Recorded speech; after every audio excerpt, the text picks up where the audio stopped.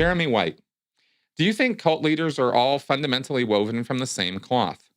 I just finished watching the Waco miniseries on Netflix, and it got me wondering if perhaps David Koresh might have joined Scientology if he were introduced to that instead of the Branch Davidian offshoot of the Seventh day Adventist Church. And if so, would he have been a radical member or worked his way up to higher positions of power? Then I wondered Jim Jones. He didn't seem to much like being under authority, preferring to have the authority, so he might have been prone to pull a miscavige and systematically take over. Osho may well have delighted in the systems, brainwashing himself and eventually working up higher to gain control or influence. Koresh, Jones, Osho, Applewhite, etc.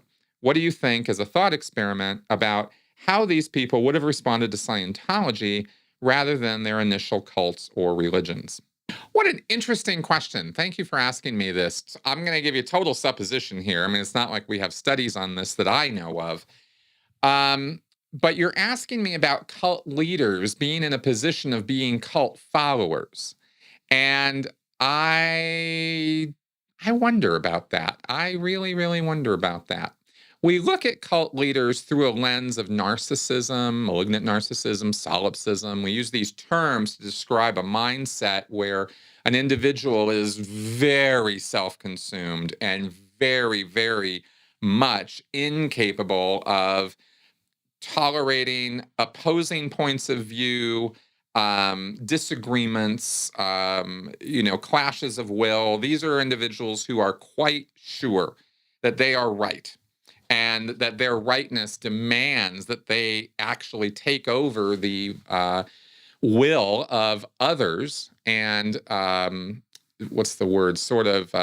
Enslave their will, I guess would be a word, to theirs, to the leaders, so that those people, so they can kind of feed off of the energy, approval, love, fervor of those followers. That's the codependency of the relationship. So could these guys have lived a different life where they would have been followers instead? Well, I think anything's possible because we don't understand, all the various things that influence each decision at the crossroads of our lives. Because there's just such a multiplicity of factors, and the context of our life has so much to do with the decisions that we make. Man, I can see scenarios where any of these individuals could have grown up under a different circumstance, maybe under a different household with a different education. And because of that situation, maybe they would not have developed the way that they did.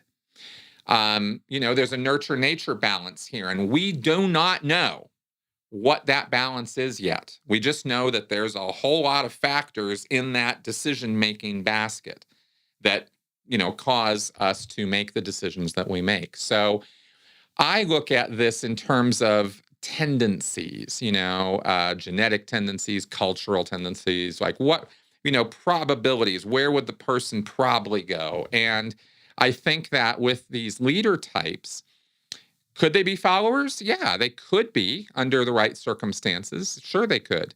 I think that they would all have had a tendency to rise in any group they were part of. I think that that was part of their personality package, if you will. I think that they would have sought power or control over others to some degree or another. But, the thing about power and control over others is you can wield it for good or you can wield it for bad. It doesn't have to be just a harmful, destructive weapon. Sometimes, often, there are many, many circumstances where people need to be controlled and you need to exert power and authority over them in order to get them to do the right thing or get them into a controlled situation where things are out of control, like an emergency, a fire in a building, something like that. So there's lots of contexts where those are positive, good traits to have. And there are contexts where they are not. So, I guess you asked, are cult leaders all fundamentally woven from the same cloth? I say cult leaders all operate off the same playbook. They have all come to a place in their lives where they've made distinct, important, and very firm decisions that their life is going to go a certain way. And they then start acting accordingly. The way they want their life to go is they want to be in a position of power. They don't want other people telling them what to do. They keenly are interested in, sucking up the energy, money, sex, power that comes from people following you.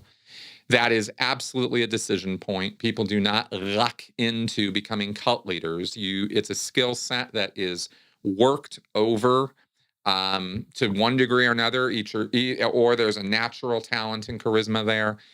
Either way, the playbook rolls out very, very similar from one group to another to another.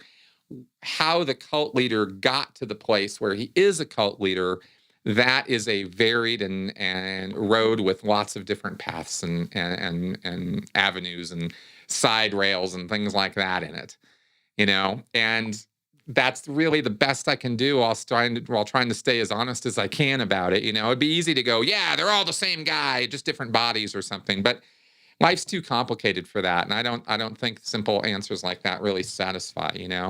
Um, it's important to study these personalities, that professionals actually do that. And like professional psychologists, psychiatrists, clinical psychiatrists, sociologists, right?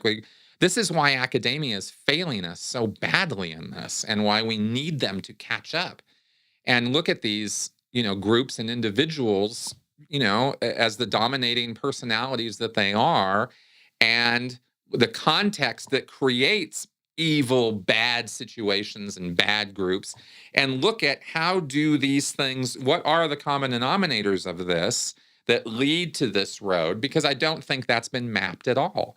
We have vague general ideas of what makes serial killers, or the kind of symptoms or activities that serial killers get up to as young people, as teens, as young adults, and eventually as adults. We've got kind of that symptom trail kind of laid out a little bit. Things like, experimenting on or killing little animals as children, stuff like that, moving up to bigger and bigger animals until they're eventually killing people. Domineering parents, physical abuse. I mean, there's a lot of things on that little checklist. We don't have a similar lineup or study of cult leaders or narcissistic personalities, if you will, leader position narcissists. Some narcissists are just janitors. They don't crave power and glory and success and sex and money and all that. They're just self-consumed. So even in the world of narcissists, there's a differentiation there. You can't just throw a label of narcissist on a guy and go, okay, that solves it. That's the picture. There it is. That's that now we understand everything about it. I wish. So anyway, that's kind of where it's at. And I hope that answer helps a little bit, even though it's not probably what you were looking for.